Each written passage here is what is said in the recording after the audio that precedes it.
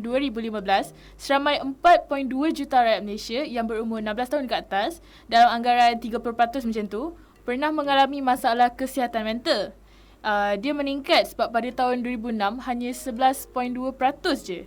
Jadi hari ini bersama Zati, kita ada Cik Zulaika, wakil daripada Minda, yang akan berkongsi sedikit info tentang hal masalah kesihatan mental ni. Sebab rata-rata yang mendengar My Campus Radio ni berumur antara 16 tahun dan ke atas.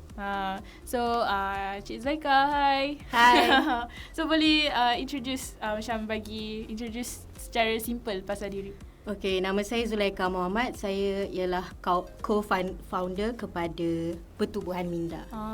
Itu dia. So, soalan pertama ni lah sempena open-open ni kan.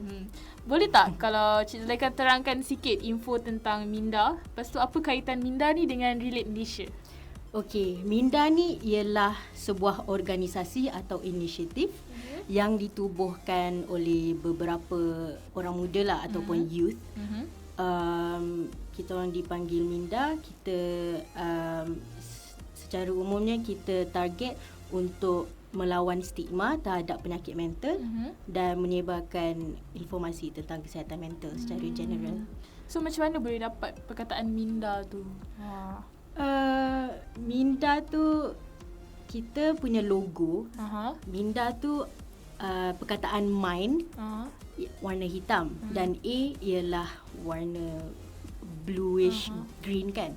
So kiranya macam Minda ni ialah gabungan mind dengan perkataan Minda.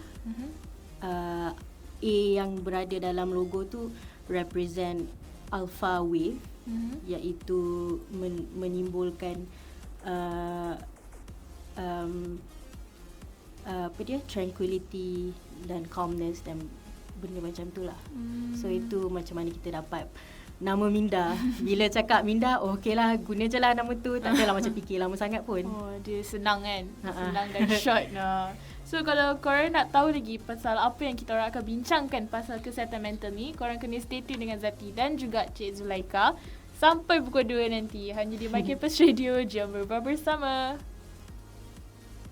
Untuk yang nak bertanyakan apa-apa soalan, korang boleh tweet je dekat Zati, cari je My Campus Radio, ataupun korang boleh komen dekat FB page kita orang, My Campus Radio, dan Zati akan bacakan tweet dan juga komen-komen korang tu. So, sebelum kita masuk kepada soalan yang agak orang kata pasal benda ni, pasal kesihatan mental ni, Zati nak tanya Cik Zulaika, macam Minda ni ada kaitan dengan Relate Malaysia, dengan I'm Not Ashamed hashtag tu. So boleh Cik Zulaika explain sikit pasal dua tu? Okey. Relate Malaysia adalah sebuah organisasi yang ditubuhkan oleh Dr. Chua Sook Ning, iaitu seorang clinical psychologist. Kita orang dekat Minda collaborate dengan dia untuk kempen I'm Not Ashamed ni. Jadi macam itulah cara kita ada kaitan dengan diorang. So kira macam Minda dan related jadi I'm Not Ashamed macam tu? I'm Not Ashamed tu nama kempen tu lah. Kita orang adapt nama kempen tu daripada kempen yang dijalankan di social media, yang dimulakan oleh seseorang di US. Nama dia Rachel Griffin kalau ada orang nak search lah. I'm Not Ashamed tu. Griffin, yang tu. Okay. So sekarang ni kita nak tanya soalan sikit lah kan. Okay. Macam tadi Zati ada sebut pasal statistik yang 4.2 juta rakyat Malaysia tu.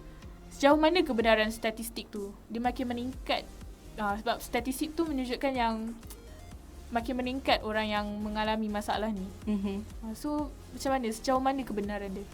Okey, statistik yang Zati sebut tadi, itu memang dapat daripada sebuah survey yang dinamakan National Health and Mobility Survey, yang dijalankan oleh Menteri Kesihatan pada tahun 2015. Jadi survey itu memang tujuannya untuk ada questionnaire yang diberikan kepada rakyat Malaysia. Tak silap saya lebih kurang, saya tak tahu tepat ke tak, tapi lebih kurang 10,000 orang kepada 30,000 orang yang buat survey tu. Jadi survey tu tujuannya untuk tengok macam mana tahap tekanan psikologi rakyat Malaysia. Jadi statistik yang mereka dapat daripada survey itu ialah 1/3 daripada orang dewasa dan 1 daripada 5 orang kanak-kanak ada masalah kesihatan mental. Jadi kalau nak kata kebenaran tu memang boleh dipercayai lah, sebab itu macam representatif kepada rakyat Malaysia secara kasar. Dan mungkin ada peningkatan dalam bilangan orang yang ada masalah kesihatan mental sebab sebelum ni tak ramai yang sedar ataupun nak berkongsi masalah diorang, dan sekarang lebih orang nak buat macam tu, nak share masalah dia dan sebagainya. Okay. So, boleh Cik Zulaikha terangkan sikit tak jenis-jenis condition mental yang boleh dikategorikan? Okay, kalau nak kata pasal condition mental ni, ada beberapa yang kita boleh rujuk kepada sebuah kitab lah. Dia macam Bible of Mental Health macam tu lah. Okay. Jadi ada rujukan nama dia DSM. Saya rasa DSM tu ialah kitab yang dia menyenaraikan susah nak sebut macam tu. Okay. Mental condition ni lah. So ada beberapa seperti mood disorder yang terdiri daripada depression, bipolar disorder, ada anxiety disorder seperti OCD, PTSD. Itu akronim tu. Ada panic disorders, personality disorders, eating disorders dan macam-macam lagi lah. Eating disorder pun ada? Ada. Okay, so antara yang Cik Zulaikha sebut banyak tadi, berarti ingat eating, panic. Okay, antara banyak-banyak tu, mana yang famous ataupun yang dah menular dekat Malaysia ni? Well, kalau nak kata kat Malaysia ni, saya tak pasti kalau ada macam kajian yang dibuat specifically untuk Malaysia. Tapi secara umumnya dekat dunia ni memang depression atau kemurungan lah yang paling banyak, paling menular. Paling famous lah. Kalau sebab depression ni bukan dia sejenis penyakit mental yang boleh dialami oleh sesiapa saja. Okay.